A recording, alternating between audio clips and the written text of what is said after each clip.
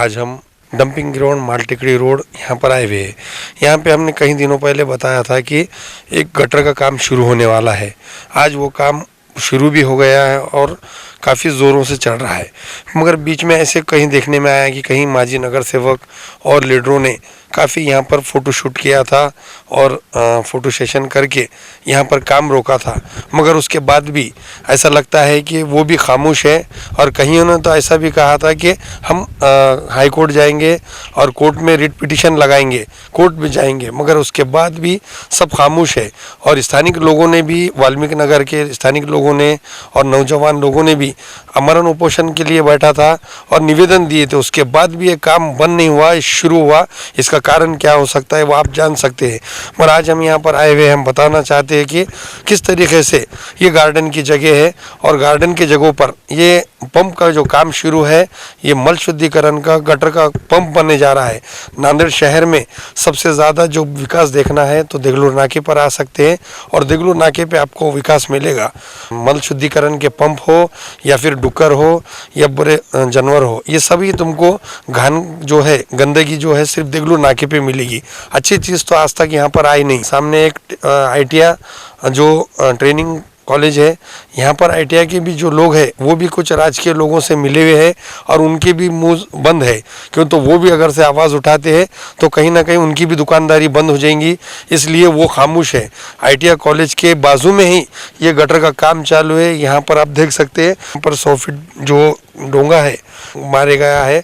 आसपास में हमने कई दफ़ा बताया है कि मस्जिद है, पानी की टाकी है, मगर उसके बावजूद भी काम नहीं रुका।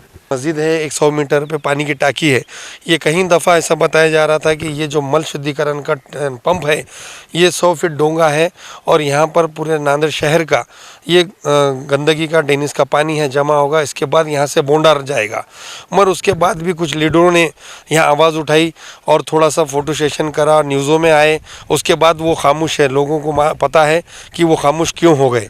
मगर देखने में आता है कि नांदेड़ शहर के पुराने एरिया में देगलूर नाके पे ही ऐसी चीज़ क्यों आते हैं। यहाँ के लीडरशिप भी मर गई क्या, ऐसा देखने में आता है।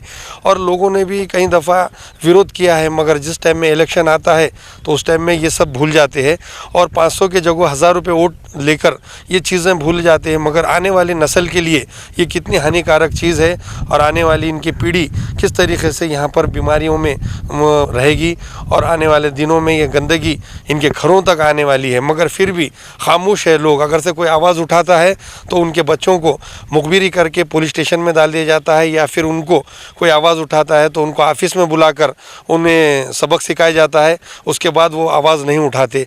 इस तरीके से देगलूर नाके के नांदेड़ में ये देगलूर नाके के हाल है और यहाँ पर आवाज़ उठाने वालों की भी आवाज़ किस तरीके से दबाई जाती है ये हमने कई दफ़ा देखा है। मगर नांदेड़ शहर की इस मिल्लत नगर ये यहाँ पर एक गार्डन बनने जा रहा था बच्चों को खेलने के लिए। गार्डन तो नहीं बना, मगर वहाँ पर जिस तरीके से ड्रेनेज की लाइन, ये जो मल शुद्धिकरण का पंप है उसका काम ज़ोरों शोर से शुरू हो गया है। आसपास के लोगों ने भी विरोध करते हुए विरोध किया, मगर उसके बाद लोगों का भी कोई नहीं सुना।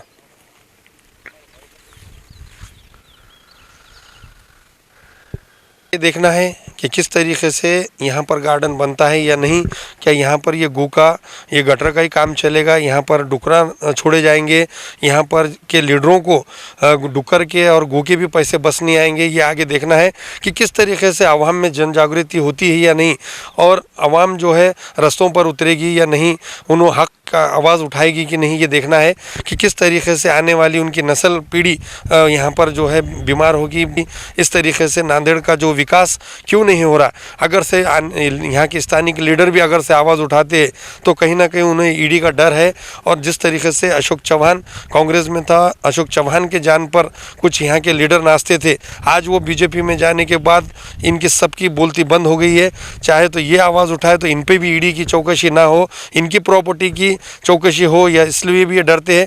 मगर हमारा यही कहना है कि भाई जिस तरीके से हक का आवाज़ उठाइए और हक के लिए आवाज़ उठाइए, मौत भी आए तो डरना नहीं है। हैं।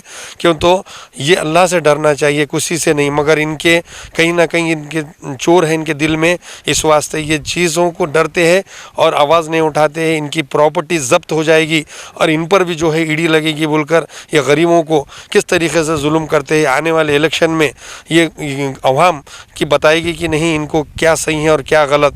हमारा काम था, जिस तरीके से हमने ये मल शुद्धिकरण का टाका बताया था कि काम शुरू होने वाला है, आज वो शुरू हो गया और ज़ोरों से ख़त्म होने पे आ रहा है। इस तरीके से यहाँ पर काम भी शुरू हुआ है, किसी ने नहीं रोका, पर हमने जिस तरीके से फॉलोअप लिया है वो हम आगे भी लेते रहेंगे। और यहाँ के अवाम से भी हम विनती करेंगे कि इन स्थानिक लीडरों को भी आप सवाल पूछिए कि किस तरीके से यहाँ पर गंदगी लाई जा रही है, डुकरा है, यहाँ पर बीमारी है, तो यहाँ पर कोई चीज़ गार्डन, प्लेग्राउंड, स्कूल या कोई अच्छा सा कॉलेज बड़ा ये नहीं आना चाहिए कि ये सब पूरा शिवाजी नगर ITI पर ही जाना चाहिए। नांदेड़ के दिगलूर नाके पर सिर्फ मटका गुटखा या ऐसी चीज़ गंदगी ये चीज़ आना चाहिए। इस तरीके से हम आपको न्यूज़ बताते रहेंगे, आने वाले दिनों में भी आगे क्या होता है आप देखते रहिए।